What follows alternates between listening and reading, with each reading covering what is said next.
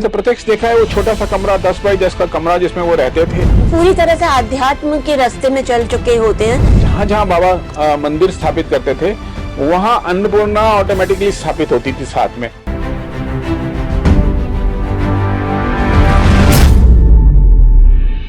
हनुमान जी के साक्षात स्वरूप श्री नीम करोली बाबा जी के कल की चर्चा को आगे बढ़ाते हुए हम आज भी उनकी महिमा का गान करेंगे। नमस्कार, आज हमारे साथ हैं संजीव जी। स्वागत है आपका। संजीव जी, कल आपने उल्लेख किया था श्री नारायण स्वामी जी का, तो आप उनसे मिलने जाते थे। कैसे रहे आपके अनुभव उनके साथ और क्या क्या बताया उन्होंने महाराज जी के बारे में, आप जरा साझा करें। देखो, नारायण स्वामी जी ने जितना मैंने पिछले एपिसोड में बताया कि उनका बचपन कैसे था, फिर वो बाबा, उनके पिताजी ने बाबा से कुछ प्रतिज्ञा करी थी, वो प्रतिज्ञा किसी कारणवश पूरी नहीं हुई। फिर वो बाबा जी को मिले बिरला जी के पास, फिर बिरला जी के पास बाबा जी ने उनको बोला कि आपके फादर ने मेरे साथ धोखा किया है। फिर वो सारी बातें कंफर्म हुई। तो ये सब देखें कि कितनी बड़ी लीला है। उसी टाइम बिरला जी वो सिविल लाइंस वाला मंदिर सेटअप कर रहे थे, तो वहां ये नारायण स्वामी जी पुजारी अपॉइंट हो गए। तो ये सब बाबा जी की लीलाएं मैं डिस्कस कर रहा था। अब आते हैं वापस नारायण स्वामी जी पे। नारायण स्वामी जी से जैसे मिला मैं, और मतलब एक अद्भुत व्यक्ति थे वो, अद्भुत व्यक्ति। मतलब उनमें इतनी शक्तियां शायद आ चुकी थी, आध्यात्मिक शक्तियां बोलें या इतना उन्होंने जब तब किया था। 30 साल वो एक छोटे से कमरे में रहे, और मैंने तो प्रत्यक्ष देखा है वो छोटा सा कमरा 10 बाई 10 का कमरा जिसमें वो रहते थे और साधना करते थे। लेकिन वो महापुरुष इतना बाबा नीम करोली के बारे में, मतलब उनकी आंखों से आंसू निकलने लगते थे जब वो बाबा जी की बात करते थे। उनका कहना था बाबा जी साक्षात हनुमान है, एकदम साक्षात हनुमान है। और वो ऐसा मानते थे कि जो बाबा जी ने कह दिया वो पत्थर की लकीर है।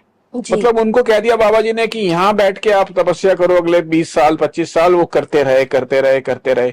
और आज उनकी तपस्या का हल ये है कि आज उनके शरीर छोड़ने के बाद दोनों मंदिर में हजारों हजारों लोग आ रहे हैं।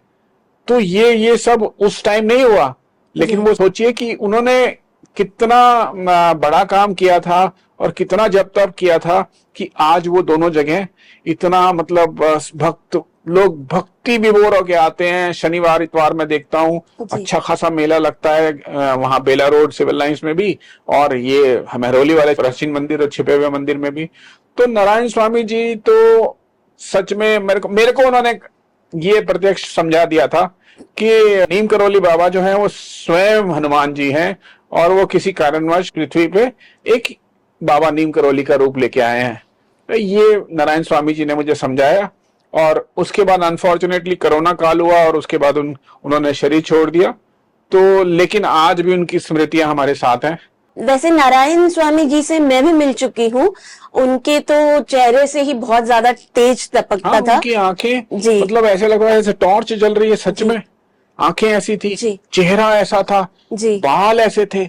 और 90 साल की उम्र में आदमी इस तरह से चलना फिरना, खाना खुद बनाना, कोई हेल्पर नहीं, कोई कुछ नहीं। मैं कह रहा हूं हमारे साथ चलते थे जब वो वहां से मंदिर से बाहर निकल के हम लोग हाफ जाते थे, उनको कुछ नहीं होता था। तो ये दिस इज ऑल क्रिया योग की बहुत बड़ी सिद्धि थी उनपे। जी, पर संजीव जी देखिए, ज्यादातर हम लोग जो महाराज बाबा वगैरह को जब हम जानते हैं, उनकी बात करते हैं, तो वो लोग पूरी तरह से आध्यात्म के रास्ते में चल चुके होते हैं। लेकिन जैसे मैं जानती हूँ कि बाबा नीम करोली जी और नारायण स्वामी जी दोनों ही सांसारिक व्यक्ति थे। तो इनके परिवार से आप मिले हैं? इनके परिवार वालों के कुछ जो उनके एक्सपीरियंसेस थे, अगर उन्होंने आपके साथ साझा किए हो तो। हाँ, मैं नारायण स्वामी जी के ऑलमोस्ट पूरे परिवार को जानता हूँ जी। बेला रोड पे ही उनका घर है जी। उनके छोटे जो बेटे हैं हनुमान जी, वो अब ये महरौली वाले मंदिर की देखरेख करते हैं, पूरी पूजा करते हैं। अच्छा। उनके बीच वाले लड़के वहाँ बेला रोड वाली मंदिर की पूरी देखरेख करते हैं, सेवा करते हैं। दिन रात वहाँ पे हनुमान जी और बाबा जी की पूजा होती है। और धीरे धीरे मैं देख रहा हूँ उन लोगों में भी वो एनर्जी रोटेट होनी शुरू हो गई है। अच्छा। हाँ हाँ हाँ, बिल्कुल। उनका चेहरे में फर्क चेंज आ गया है, उनकी बातचीत में चेंज आ गया है। वो लोग बिल्कुल जुटे हुए हैं इस चीज में। जो बाबा नारायण स्वामी जी छोड़ के गए हैं उस लेगेसी को कैरी फॉरवर्ड कर रहे हैं। लेकिन सबसे बड़ी बात आप ये मानिए कि बाबा के किसी भी मंदिर में कोई इस तरह की पूजा नहीं होती कि रिचुअल की मंत्र जपे जा रहे हैं, कुछ डेफिनेट रिचुअल हो रहा है, वो सब नहीं होता है। वहां सब जाते हैं, हाथ जोड़ते हैं, बाबा को कुछ भोग लगाना होता है, प्रसाद देते हैं और एक बैठ के आराम से मेडिटेशन रूप में जाते हैं। बाबा ने भी यही कहा था कि ध्यान लगाइए और राम राम जपिए। जितना आप राम राम जपेंगे उतने आपके अंदर से क्लीनलीनेस आएगी, अंदर से हम शांत होते जाएंगे। तो सब लोग उसी को फॉलो कर रहे हैं। और सबसे बड़ी बात, एक और बात बताऊं आपको, अब मंदिरों की चर्चा हो रही है। पुराने टाइम कैंची से मैं स्टार्ट कर रहा हूं और शायद और मंदिरों में भी ऐसा मैंने देखा है। बाबा ने कहा था कि हर जहां जहां बाबा मंदिर स्थापित करते थे वहां अन्नपूर्णा ऑटोमेटिकली स्थापित होती थी साथ में, क्योंकि बाबा का एक प्रिंसिपल था कि जो आएगा वो भोजन प्राप्त करके जाएगा। तो आप चाहे कैंची चले जाएं, चाहे जौनापुर मंदिर चले जाएं या और मंदिरों में चले जाएं, मतलब एक प्रथा सी है कि आप आए हैं तो खाना खाए बगैर, प्रसाद खाए बगैर, चाहे वो सुबह हो या शाम हो या रात हो, और वो उसको अन्नपूर्णा का प्रसाद मानते थे।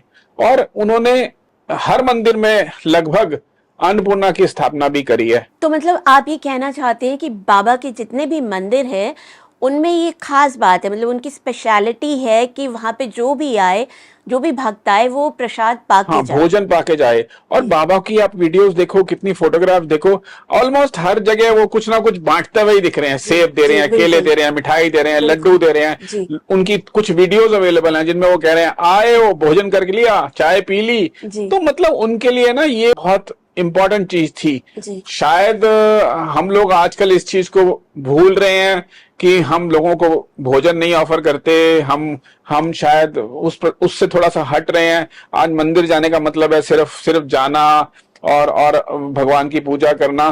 तो बाबा ने ये जो अन्नपूर्णा का प्रसाद जो जोड़ा ना, कि वहां पे हर 24 घंटे खाना बने, चाय बने, लोग जो भी लेके भी आते हैं वो बाबा सब बांट देते थे। तो ये एक बहुत इंपॉर्टेंट चीज है इसमें। संजीव जी, आपने बेला रोड वाले मंदिर और छुपे हुए मंदिर का तो उल्लेख किया है। एक ना ग्वाल पहाड़ी पे भी मंदिर है, वहां पे मैं गई थी। तो आप गए हैं वहां पे, वहां के कुछ अनुभव? मेरा बड़ा अच्छा अनुभव रहा वहां पे जौनापुर में। वहां पे भी एक महापुरुष थे जिन्होंने अब शरीर छोड़ दिया, शर्मा जी। वो भी बाबा के साथ बहुत लंबे अरसे से जुड़े थे। शायद वो माउंट आबू से आए थे। और हाँ, वहां भी बाबा का मंदिर है। वो वहां की देखरेख करते थे, लेकिन वो सच में बाबा के बहुत बड़े भक्त थे। और उनके पास भी बाबा की दी हुई कुछ शक्तियां थी, हनुमान जी की शक्तियां थी। और मैंने तो प्रत्यक्ष अनुभव किया है कि वो उनका भी वही था। जैसे ही आए हो मंदिर में दर्शन करो, अब प्रसाद ग्रहण करो, भोजन करके जाओ, चाय का टाइम है तो चाय पी के जाओ। और दो टूक बात हनुमान जी के प्रिंसिपल्स पे, ना कोई ईर्ष्या नहीं करनी, किसी से कोई भेदभाव नहीं रखना, कोई छलबाजी नहीं करनी। जो हनुमान जी के बेसिक प्रिंसिपल्स हैं उनको वो भी मानते थे, उनको वो भी प्रोपेगेट करते थे। और उन्होंने ही मुझे प्रेरित किया था कि आप कैंची दोबारा जाओ। तो मैं कैंची गया। कैंची में मैं जोशी जी को भी मिला। अनन्य भक्त बाबा के, किस सेवा भाव से वो बाबा के मंदिर की सेवा करते हैं, बाबा के, वो ये बड़ी अद्भुत सी चीजें हैं। संजीव जी, आप कैंची की बात करते हैं तो मुझे सिद्धि माई याद आती हैं। तो बाबा खुद कहते थे कि वो उनमें विंध्यवासिनी का वास है। तो आप कुछ बताना चाहेंगे हमारे दर्शकों को? मैंने एक जगह कहीं पढ़ा था कि बाबा मंदिर से नीचे आ रहे थे स्टार्टिंग में, तो वो पालकी पे थे। तो उन्होंने कहा था कि ये देवी का घर है। और फिर देखिए वो बचपन से बाबा जी की शरण में आ गई सिद्धि माई, और बाबा जी के शरीर छोड़ने के बाद भी उन्होंने उस परंपरा को जारी रखा।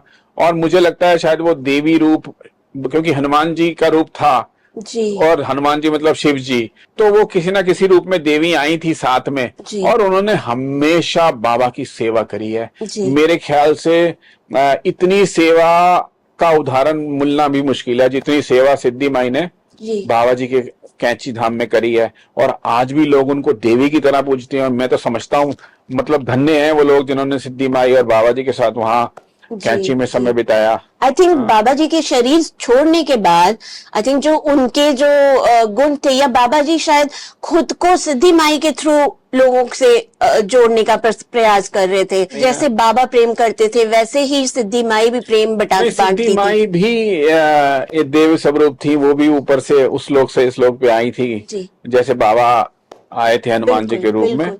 तो वो शक्तियां तो थी उन पे। वो तब तक बाबा थे तो वो एक अपना अलग रोल जी, बैकफुट पे थी। बिल्कुल। और फिर बाबा जाने के बाद उन्होंने थोड़ा सा आगे आई, जी। लेकिन वो बाबा की सेवा में ही लगी रही लास्ट तक, और उनका ध्येय ही शायद ये था।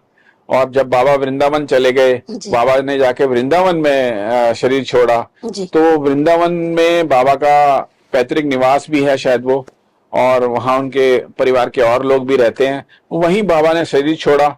और कितनी अद्भुत बात है, देखिए बाबा कितने साल से यहाँ रह रहे थे, अचानक बाबा को लगा कि नहीं अब मुझे चलना चाहिए, अब मुझे चलना चाहिए। वो बेचैनी थी उनमें दो दिन तक। जी। और फिर वो बिल्कुल रुके नहीं और सीधा वृंदावन गए, और वृंदावन जाते ही उन्होंने शरीर छोड़ दिया। हाँ जी। और वृंदावन में उनकी समाधि बनी। अद्भुत जगह है वृंदावन, इतनी एनर्जी है वहां पे। आप जाइए कभी उस मंदिर में, उस आश्रम में, गौशाला भी है पीछे, वो सब इतनी अद्भुत एनर्जी है। तो ये सब बाबा की लीलाएं हैं जो चलती जा रही हैं।